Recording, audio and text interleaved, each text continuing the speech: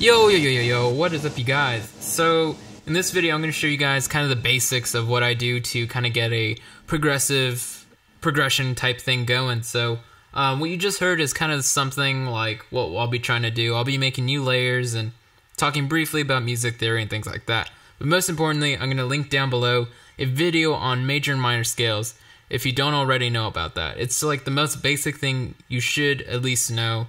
Because music theory is important. Making music, you have to know a little bit of music theory. Making music without music theory is like trying to bake a cake without flour and eggs. Like, it's just stupid. So, quickly I'll show you kind of what I typically do to these kind of things. So, obviously layering is a big part of making these types of things, and I'll be using different synths, but typically we have high layers, low layers, mid layers, and then like other types of layers that kind of just have a nice tone, and then I like to have like melody drivers, which just kind of drives the melody, stuff like this.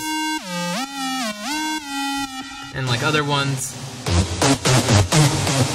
So yeah, this will be like a high layer. Or maybe that's my low layer, honestly.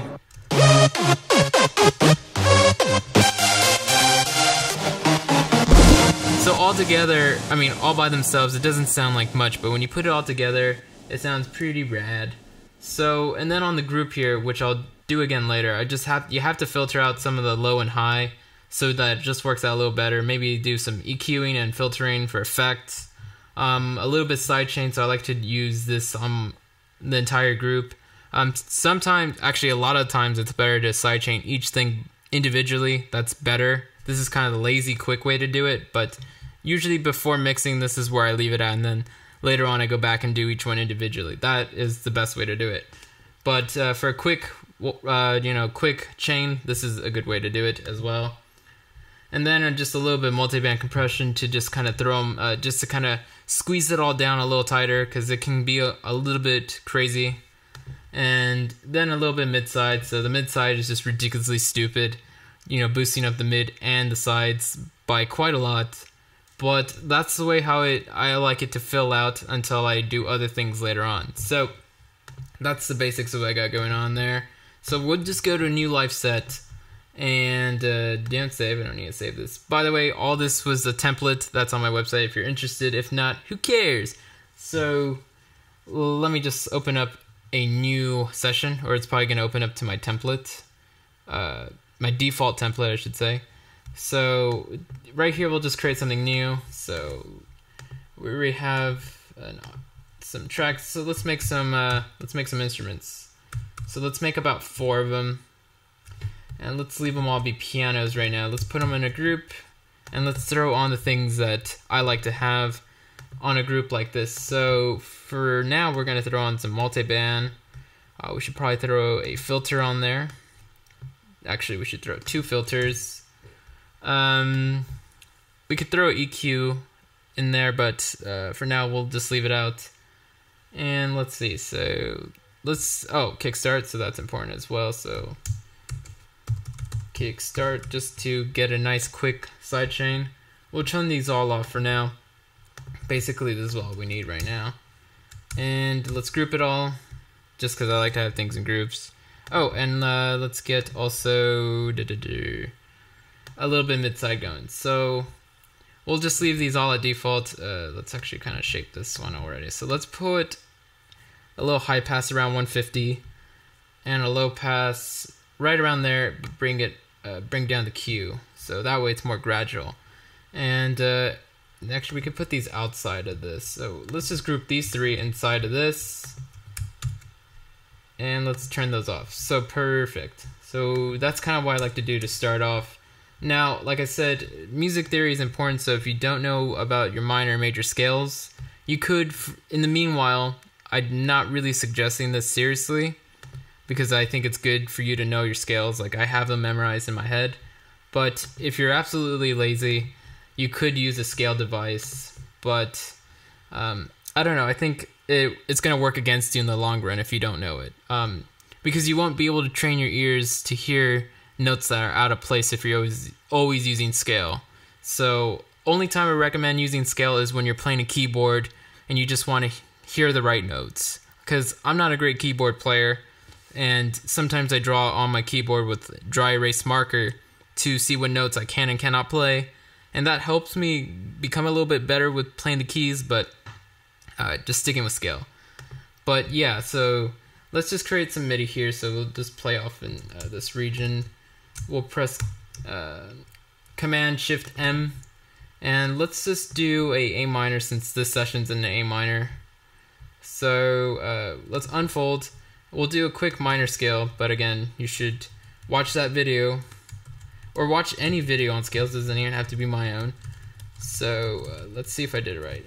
Whole step, half step, whole step, whole step, half step, whole step, whole step. I know I did it right. I landed back on the A, but I like to double check anyway. So, okay, now we'll do that. So we drew out the scale. So the point of that roughly is to only play notes that is in key or in scale with the whole session. So it's super important. That way we don't hear notes and harmonics that are not supposed to be there. Again, it's all music theory. So you saw I just duplicated that and shift up arrow and down arrow to go up and down an octave, and then I'll press fold. So now everything here is in the key of A. So let's actually get one more octave here. Let's duplicate, shift down arrow.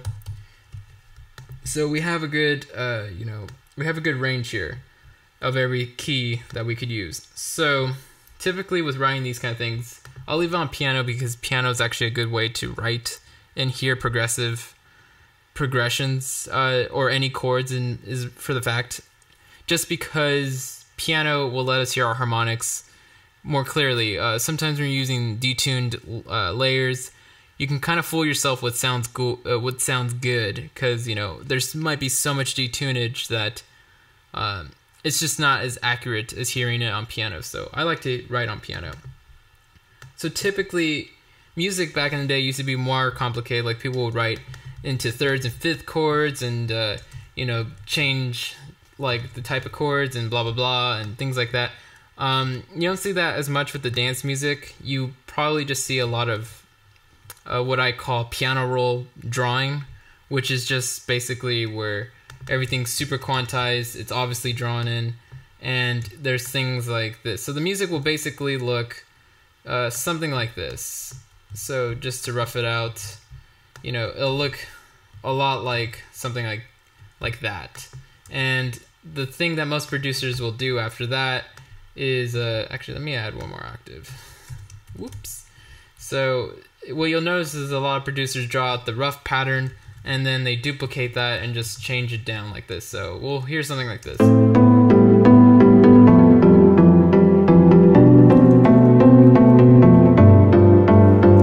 So very quickly, I was able just to make something that you would commonly hear in a lot of mainstream type things, kind of easily made progressions.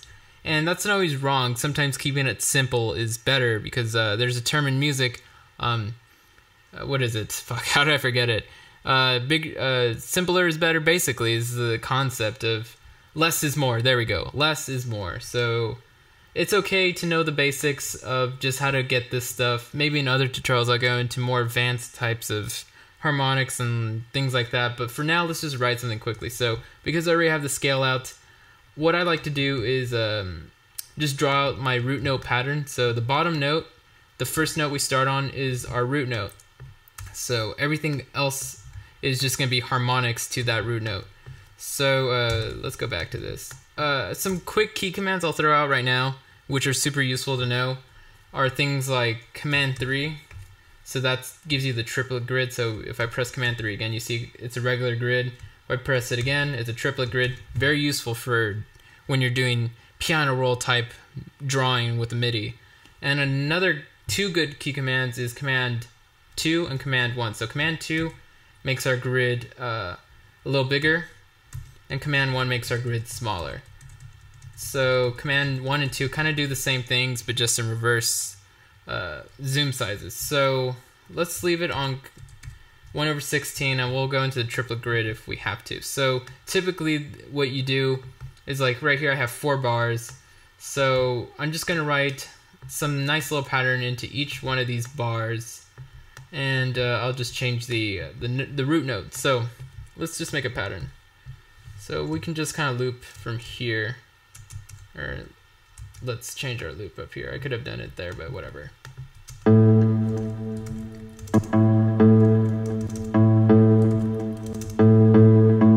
And I like to start on the A1, but if you're doing like higher layers and things like that, you can also start a little bit higher, like A3, A4. But usually you want to leave those higher octaves for melodies and things like that, unless you're doing some weird thing where your melodies are really low in octave and everything else is really high up. I mean, you can do it. It's music. Feel free to do whatever you want. So I feel like let's turn on the triplet grid anyway. And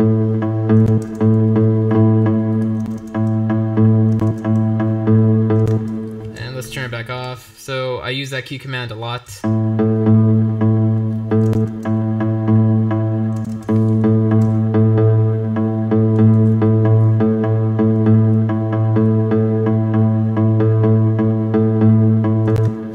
Sounds a little funny, but I think I want to try it out.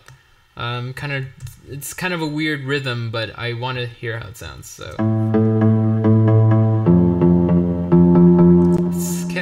I kind of like it. It has this ominous feel to it.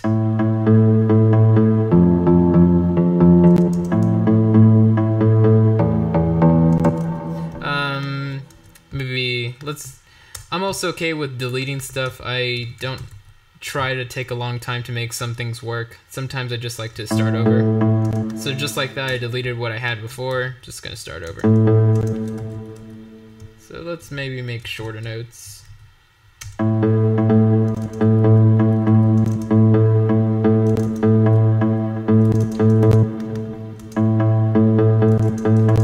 So let's go a little higher with the piano. I feel like if I heard it like in this octave, I would.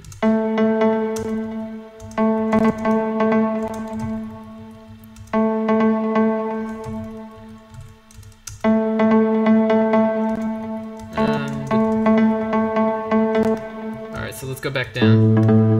And typically what you do, what I like to do once I have my rhythm kind of figured out, I select it all and I duplicate it upward, and then I start looking for a harmonic. So I'll go up one octave, and any note above that will be my next note. So again, this is harmonics and stuff like that, so you can add as many of these notes as you want, as long as they're all in scale or in key, however you want to say it. So what you notice a lot with progressive type stuff is that the harmonics change, but the root note stays the same. So this is the root note, that's going to stay the same, but we're going to change some of these higher harmonics. And we'll play around with this.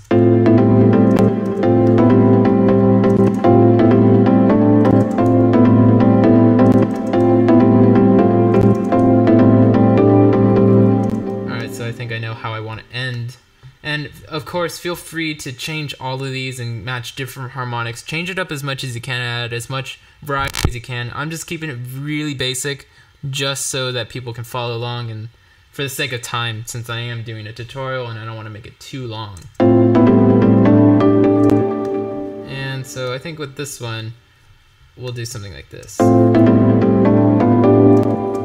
And also, another few good things to know about Ableton, if you're kind of new to Ableton, you also have this section over here which makes it very easy to modify our MIDI notes. So we can invert all these notes, which means it's going to keep the same rhythm, the same pattern, but it's just going to change the notes. So this note will be over here, this note will be over here. So invert it, it looks like this. Super useful if you want to add changes and variety. And then you can also reverse it, so it'll just simply reverse anything that's highlighted.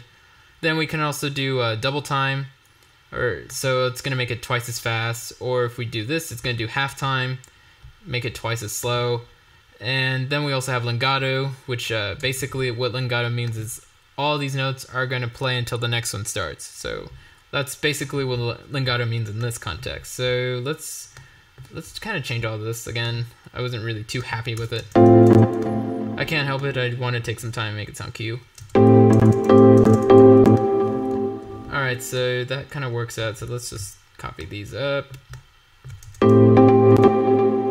Let's try play with the middle one.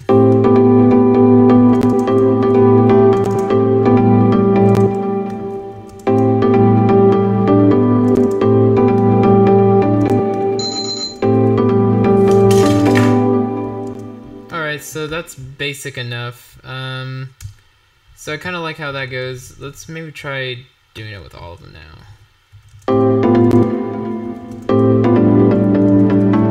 I kind of liked it when it was just the way it was, so let's change it all back. Oh crap. Let's put these back. I like how those were there.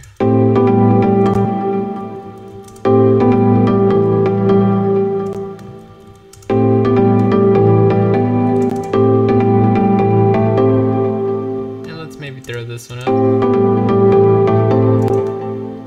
Okay, interesting. Again, not trying to make something super crazy, trying to just make something basic and quickly. So let's also zoom out a little bit so we can play around with this.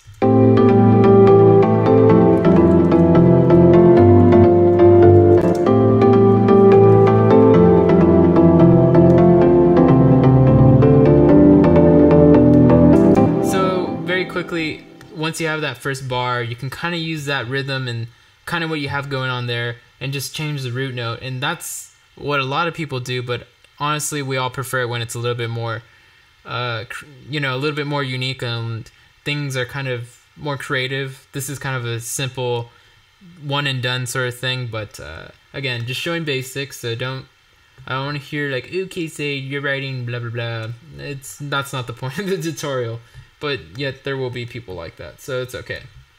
So also, you can also make some velocity changes to separate notes if you want to enhance and you know, bring some of these notes out a little bit. Oh, I'm pressing the wrong key. There we go. So highlight the notes you want, and then with command, you can bring up and down the velocity, and that changes the color of the notes. We don't really have time to get into a whole, you know, making a lot of velocity changes and things like that. But for now, this is good enough. I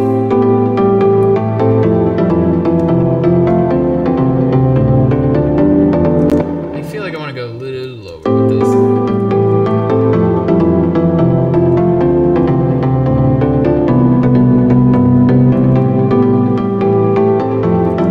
Let's do this. I do want to try this.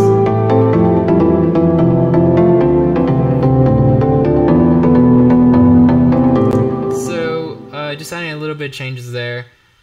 Another good tip, if you usually I like to write progressions into 8 bars, not 4 bars. 4 bars is too short for me. You know, it starts to sound like a loop after a while, especially if you're playing it for like 16 bars long. You know, playing the same 4 bars 4 times over in 16 bars sounds a little boring. But typically what I like to do with the next 8 bars is I like to kind of, you know, use the invert a lot. So really change it up. So, you know, especially with progressive stuff, you know, notes kind of go up and down a lot. So it definitely always looks like it's going up and then down sort of thing. That's kind of the kind of thing that happens a lot in progressive music. Typically, not always. Didn't really sound too hot there, but let's try maybe back here. So it's just, yeah, you really got to take your time to add in the special varieties and special feel. So honestly, if you're a good keyboard player, you might want to stick to the keyboard more. But most of us will use piano roll type things for doing this. And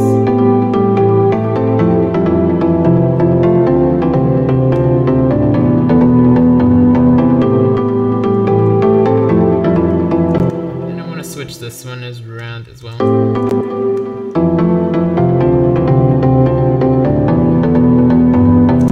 So we have our basic thing right there. I'm gonna break this tutorial up into 2 parts, so that's not, you know, a crazy long tutorial. So in the next part, we'll be creating all the layers. So I'm gonna use different synths for each layer, and I don't know what those will be. I'm not gonna use presets. Just gonna make them all from initiated patches. So thanks guys for watching, and I'll upload part 2 right away. So thanks.